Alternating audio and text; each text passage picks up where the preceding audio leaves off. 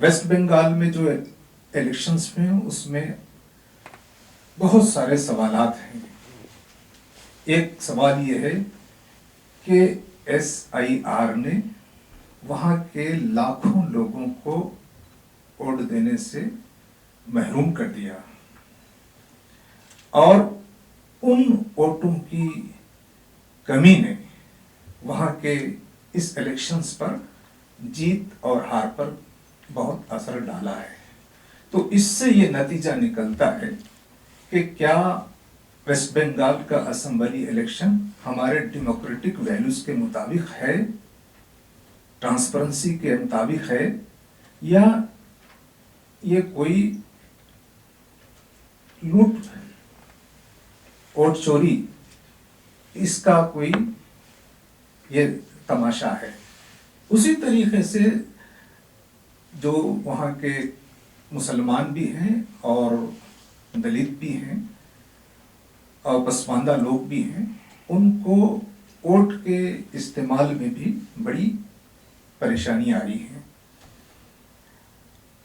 Election سے پہلے central government نے اپنے لوگوں کو وہاں الیکشن کے کام پر رکھا.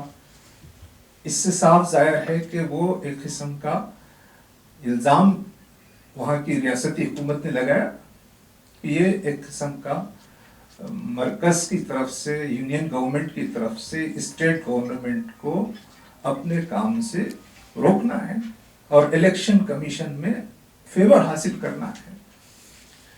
اسی طریقے سے جو بڑے پیمانے پہ ٹرانسفرز کیے گئے، ریگنگ ہے، اور جو سینٹرل جو فورسز ہے جو ڈپلائی کی گئی تھی ان کا غیر جانبدارانہ رویہ نہیں رہا.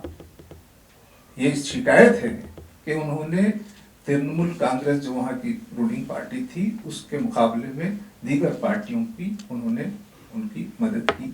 تو یہ سب سوالات ہیں جو وہاں کے الیکشنز کی جو شفافیت ہے اس پر سنگین سوالات کھڑے کرتے ہیں. رزلٹ آ گیا ہے اور حکومت خلی میں بن جائے گی، لیکن وہاں رزلٹ آنے کے بعد کا بھی جو سچویشن ہے کہ وہاں پر کئی جو ہے پارٹیوں کے، خاص طور پہ جو رولنگ پارٹی ہماری اسٹیٹ میں، اس کے جو آفیسز کو جلا دیا گیا ہے، لوٹ مار مچی ہے اور عوام کی جان و مال کو خطرہ لاحق ہے.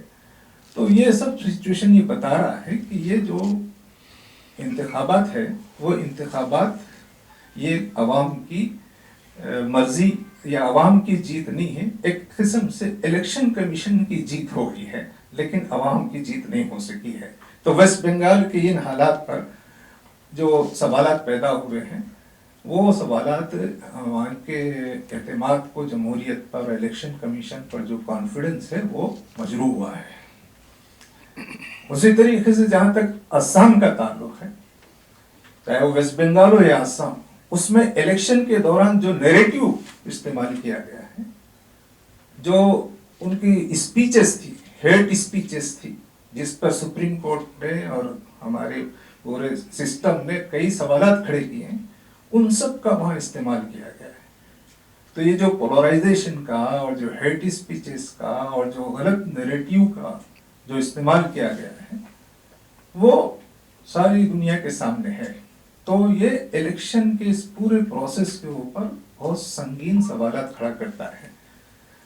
یہی بات آسام میں دہرائی گئی تھی.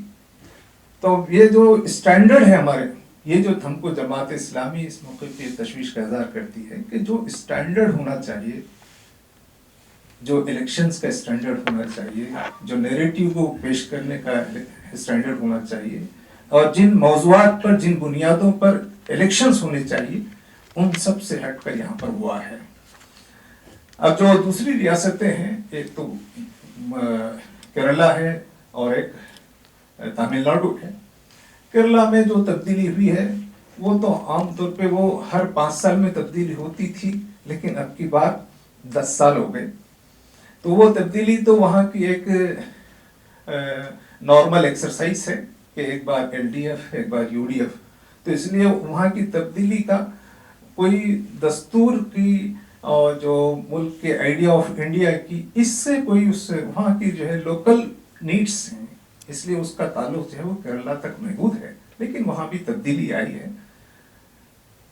तमिलनाडु में जो तब्दीली आई है ये खुद भी एक बड़ा डेमोक्रेटिक अच्छा चेंज है। जैसे बंगाल में तब्दीली आई, तमिलनाडु में तब्दीली आई, केरला में तब्दीली आई, तो हो सकता है कि 2029 में भी पूरे इंडिया के अंदर भी जो यूनियन इलेक्शन होंगे, जो पार्लियामेंट के इलेक्शन होंगे, उसमें भी ऐसी तब्दीलियों का इम्कान है। तो जमहूरियत में ऐसी तब्दीलियां ये बहुत कोई गलत बात नहीं है, तो ऐसी तब्दीलियों को वेलकम किया जाना चाहिए। तो हम वो जो तमिलनाडु में जो तब्दीली है वो भी हम समझते हैं कि जो हमारे देश के कॉन्स्टिट्यूशन और देश के आइडिया ऑफ इंडिया और पब्लिक की जो नीड्स हैं उसको उन्होंने वहाँ पे हाईलाइट किया। और जो दो चीजें पहले से थी, ऑल इंडिया अन्ना के हो या डीएम के हो, उसके मुकाबले में तीसरा ऑप्शन उनके सामने आया, उसको उन्होंने अख्तियार किया है। तो वो दो रियासतों की वो तब्दीली तो मुल्क के इस पूरे निज़ाम में कोई बहुत ज़्यादा बहस का मौजू नहीं है। लेकिन जो बंगाल की तब्दीली है और जो आसाम का कंटिन्यूएशन है, ये बहुत संगीन सवाल लाता है कि क्या वाकई ये पब्लिक मैंडेट है या ये इलेक्शन कमीशन और जो धांधलियां हैं उन धांधलियों का नतीजा है।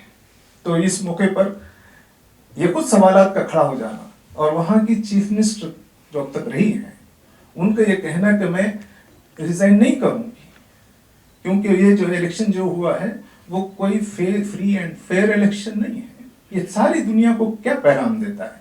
ये वही पैगाम देता है कि जो कुछ हुआ उसमें शफाफियत नहीं है, उसमें यानी अवाम को आज़ादी से वोट देने का मौका नहीं मिला, और SIR ने एक बहुत वहाँ पे खेल खेला गया है। तो इन पूरे हालात में हम अपोजिशन के इस रवैये को भी हम देखते हैं कि अपोजिशन पार्टीज को चाहिए था कि वो बंगाल में हो या असम में हो या दीगर रियासतों में भी वो उनके पास कोई अच्छी हिकमत अमली होती, सूझबूझ से काम करते, अच्छा कोऑर्डिनेशन होता, अच्छी नेटवर्किंग होती, और अवाम को मोबिलाइज करने में वो ग्राउंड पर सही काम करते, तो हो सकता है कि नताइज में और कोई फर्क हो सकता था होगा। लेकिन अब जो कुछ हुआ है उसमें हम अपोजिशन पार्टी से ये चाहते हैं कि वो अपोजिशन पार्टीज एक कंस्ट्रक्टिव रोल प्ले करें और देश को आगे बढ़ाने में और जनता को सहूलतें पहुंचाने में वो हुकूमत के दरमियान में बहुत कंस्ट्रक्टिव रोल पैदा करें।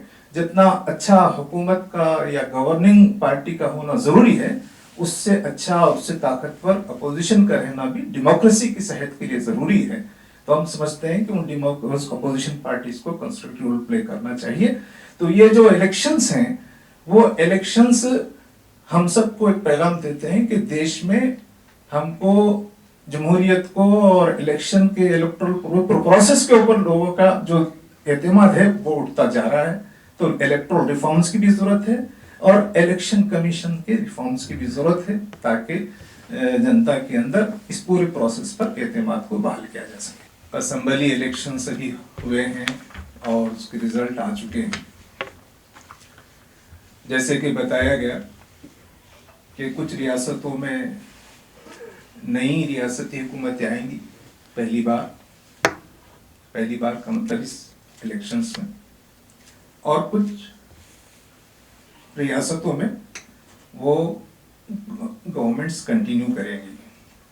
तो सबसे पहला जो हमारा कहना यही है कि जो हुकूमतें दोबारा मुंतखब हुई हैं या पहली बार मुंतखब हुई हैं, उनको अपनी रियासत में जो अवाम है, जनता है, उनकी खुशहाली, उनकी बेहतरी, उनकी तालीम, उनकी सलामती, उनके सुख और उनके ऑलराउंड डेवलपमेंट के लिए उनको अपनी रियासतों में काम करना चाहिए। और जो कुछ डिविजिव एजेंडा है उसको छोड़कर इंक्लूसिव पॉलिसी इख्तियार करते हुए उनको अपनी अपनी रियासतों में जनता की भलाई के लिए काम करना है। इसके ऊपर हम उनको तवज्जो दिलाते हैं।